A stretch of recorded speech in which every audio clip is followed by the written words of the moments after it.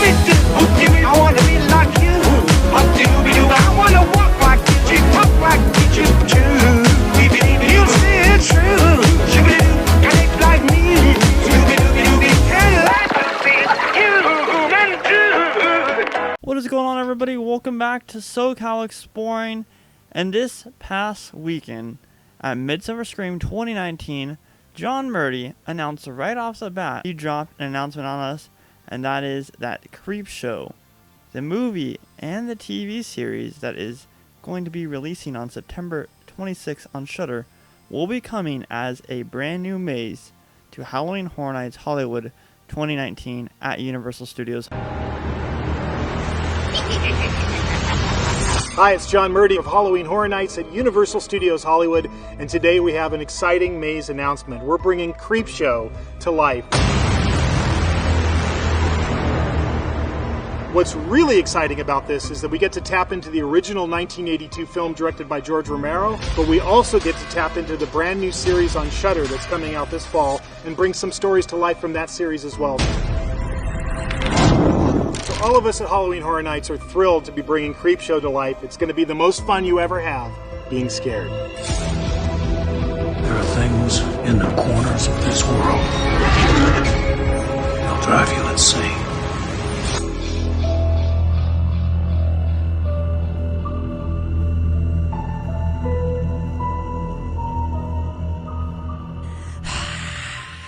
This is huge news because fans of the movie get to experience the different tales in this maze from the movie, and ones who want to see a more modern take on Creepshow get to experience the tales of the brand new TV series coming on Shudder. There is going to be so much content that is put into this maze, and being there at this panel, hearing how he describes the maze and showing us a couple pictures of scenic elevations and concept arts makes me more excited for this maze. As of right now, this is my most anticipated Halloween Horror Nights maze from the ones that have been announced, which I will be later making a video on that, ranking the ones that I'm most excited about once they all get announced. But as of right now, Creepshow is the one that I am most excited for. And we're going to be breaking down all the details of Creepshow, and there's a lot of them, trust me, of what is going to be in this maze and what guests are going to experience. So let's hop right into it. But before we dive into that, make sure to check us out on social media at SoCal Exploring Media on Instagram and at SoCal Exploring on Twitter. And click that subscribe button if you want to see more content like this. We have been grinding out content as much as possible for you guys, and the feedback has been great, so thank you all for that. Lastly, visit our website, SoCalExploring.com, for more detailed theme park updates and haunt attraction news. Let's get right into it. First and foremost, we're going to talk about where it's at, how it's going to start, and the facade. So it's going to be located in the Metro Set area where the Horrors of Blumhouse Volume 2 was last year. So right behind that big wall in the Metro Set area, that is where this maze will be placed. And hands down, this is one of the biggest maze locations, which makes sense for Creepshow once you guys hear about it right now. The facade will be a giant comic book cover. And from the concept art that we see here, or this isn't concept art, this is just inspiration for the facade. But from what we look here, it's going to be similar to this. And from what we can see from construction, it's already looking great. And I'm sure we'll be seeing some detailing very, very soon. So the facade is going to look phenomenal with the lighting on it and everything. It's going to look great. Now, as soon as we get through the facade, we are going to be coming in to these advertisements. Now, what are these advertisements exactly? Well, these advertisements are advertisements that you'd see in the Creepshow comic book. So with this maze, Murdy really wants to capture the essence of you actually walking through a comic book in real life. So on both the right and left sides on the walls, you will see 3D comic book advertisements. And then we will dive right in to our first episode, which is Father's Day. Now, there is 3 tales from the original movie and 2 tales from the new series that will be placed into this maze. So we're going to talk about the first 3 first, all in order, and then the 2 from the TV series. So the first one is Father's Day, and I'm really happy that they decided to use this particular one, because Father's Day is hands down my most favorite tale from the actual Creepshow original movie. Now, the story of Father's Day is the story of how Nathan Grantham was murdered by his suffering daughter. And on this year's Father's Day, however, a maggot-infested Nathan rises from his grave to take revenge on his inheritors and claim his long-awaited Father's Day cake. So throughout the movie, during this tale, we hear him saying that he wants his Father's Day cake all the time, and we see him come out from his grave and haunt everybody and kill everybody. Now, this is, like I said, described right now, a maggot-infested corpse, so it looks absolutely terrifying. But we're going to be seeing scenes like the Grantham house and the cemetery that is located right behind it. So this particular tale is going to be very, very detailed. Now, to capture the comic book feel, vibrant lighting will play a big role in the jump scares, just as they were seen in the original film, to make it, like I said, more immersed as if you were walking through the comic book itself. After exiting the Father's Day area, we're going to be traveling into episode 2, which is The Crate, where we are immersed in the tale of a janitor who is working late at night at a college, and he discovers a forgotten shipping crate that contains a terrifying beast that has been hibernating for over 100 years under a staircase. Now, John Murdy and his team have come up with the clever ways to pull off this creature, who is named Fluffy, because obviously there'd be two different ways that you want to go about this, either a live character or a puppet.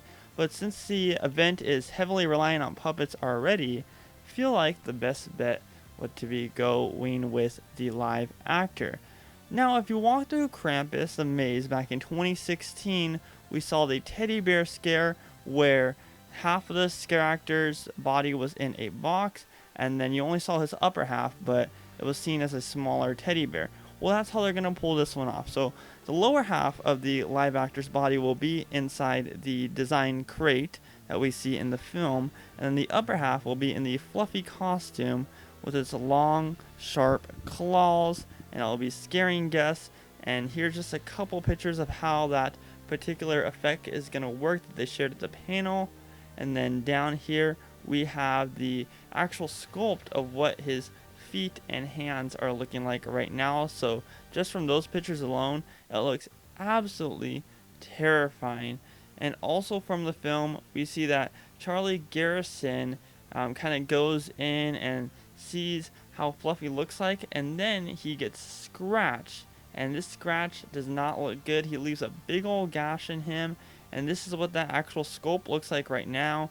And I must say that that sculpt looks very detailed, and I'm sure there will be blood added to it every single night, so it'll play more of an effect, but that is going to look terrifying and very, very gory, which I'm very excited about. Moving on into episode 3, which is They're Creeping Up on You. This is perhaps one of the more graphic tales that fans will venture into. It is the story of a billionaire, Upson Pratt, who lives in a completely germ-free penthouse due to his germ phobia. Although he has a minor bug problem, when the city cuts his power, that minor problem turns into a deadly problem as the roaches that have been haunting him seek revenge on Mr. Pratt. Now, there's going to be a lot of projection-heavy effects in this particular zone of the maze to really pull off the bugs crawling around. They'll be crawling all over the different props, such as all the bugs crawling out of Mr. Pratt's mouth and on live scare actors too. But this particular area is going to be heavily based on projection mapping. But there will be a couple scare actors, and this scene is more of a brighter and modern scene than we have seen in most Halloween Horror Nights mazes, which is cool because the Penthouse is meant to be more modern and more of a germ-free environment. So it's going to be all bright white. We're going to see a couple of different colors here and there, but for the most part it's going to be more modern than anything, which I think is cool. I'm going to be very interested to see how they pull that off, especially since most mazes are dark.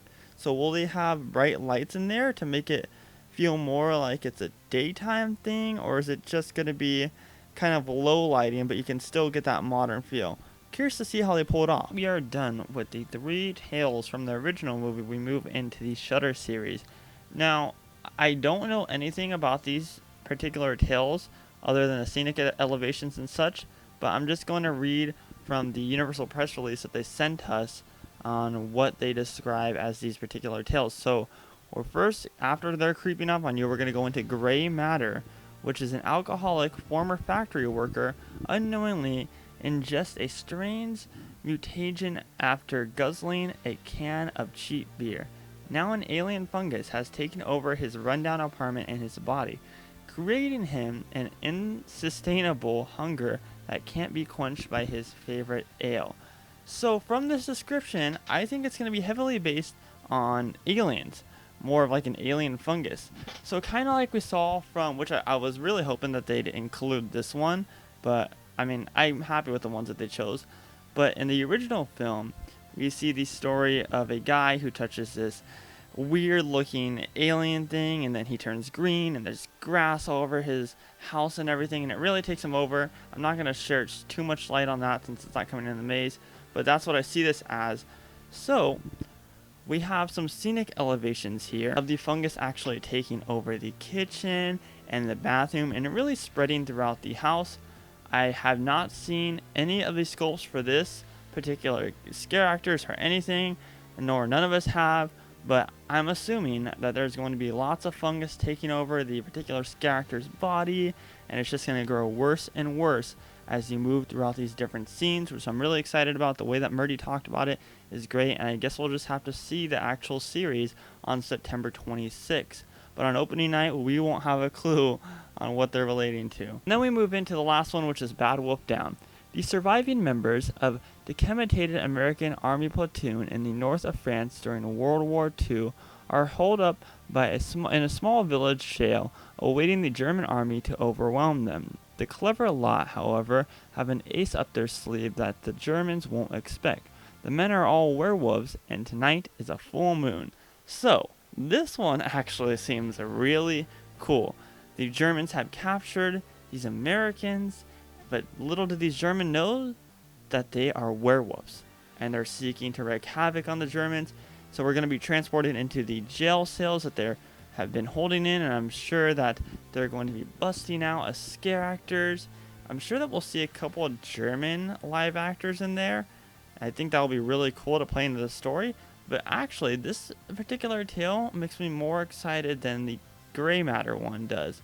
Really excited for this one. I think the story behind it is great, and I think that the story put into the maze itself is going to be great and pull it off greatly. From the scenic elevations that Murdy showed us, it looks like these different jail cells are going to be greatly detailed, and the whole scene in general is going to be greatly detailed, and it's really going to become brought to life with the different werewolves and live actors. Now, after that tale, we are not quite done yet, as the finale is the epilogue. So just like how we had a prologue, we move into the epilogue for the end.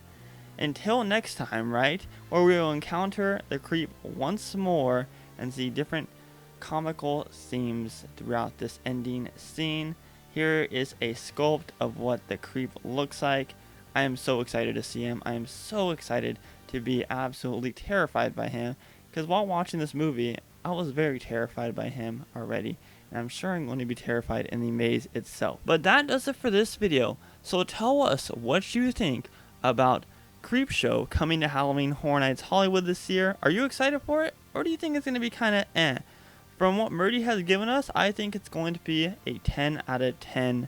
And we'll just have to wait and see. So if you're interested in visiting Halloween Horror Nights Hollywood and checking out all these different mazes like Ghostbusters, like Killer Clowns from Outer Space, like Stranger Things, like Frankenstein Meets the Wolfman, and like Holidays in Hell, and now Creepshow, with 3 more maze announcements, there's much more to come. Visit www.halloweenhorrornights.com to purchase tickets and get more event information. Make sure to check us out on social media at SoCal Exploring Media on Instagram and at SoCal Exploring on Twitter, and click the subscribe button if you want to see more. We recently did an interview with creative director John Murdy at Midsummer Scream, so make sure to go check that out. And if you want to see the full panel of the Halloween Horror Nights presentation at Midsummer Scream, where he broke it down in more details, check that out. That's also on our channel as well. Lastly, visit our website SoCalExploring.com for more detailed theme park updates and haunt attraction news. We love you all. I have been Scott, and you have been watching SoCal Exploring. That does it for this one. Positivity is key, and most importantly, remember to keep exploring. Peace. Everyone cashed out. They got the last soul.